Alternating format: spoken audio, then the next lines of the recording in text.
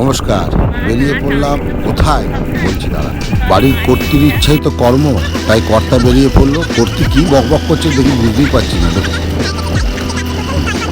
অর্ধেক মাথার ওপর দিয়ে চলে গেল। যাই হোক, বাড়িতে আজকে প্রথম পদ্ম ফুল ফুটেছিল, তা গৃহকর্ত্রীর ইচ্ছা সেই পদ্ম ফুল দিয়ে জগৎ মাতা তেঁতুলতলার মাকে, জগদ্ধাত্রী মাকে পুজো দেবে। বাড়িতে যা ছিল করবি, গোলাপ, শিউলি, সেই সব নিয়েই বেরিয়ে পড়লাম মায়ের পুজো দিতে। যাবার পথে দেখলাম প্রচুর ভিড়। আমি আর ভেতরে ঢুকলাম না, আমার গৃহকর্ত্রী এবং আমার মেয়ে দুজন মিলে ঢুকলেন। সেই মুহূর্তে আমার কর্ম গিয়ে দাঁড়ালো জুতো পাহারা দেওয়া। আজকালকার তো বাড়ির কর্তাদের কাজ বাড়ির বাকি লোকেদের যেখানেই যাক জুতো পাহারা দেওয়া। সেই মতো আমি জুতো পাহারা দিচ্ছি বাইরে দাঁড়িয়ে।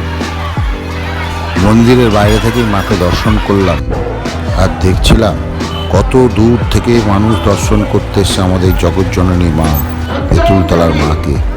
সবাই মায়ের একটু কৃপা পাওয়ার জন্য ছটফট করছে। কি ভিড়, কি ভিড়! কোথা থেকে এসছে, কত মানুষের মনস্কামনা পূর্ণের জন্য এসছে।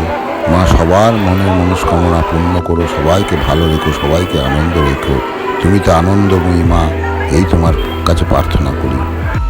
মায়ের দর্শন করলাম, মনটা জুড়িয়ে গেল। সকালবেলা ভাগ্যিস গিন্নি বলল চলো।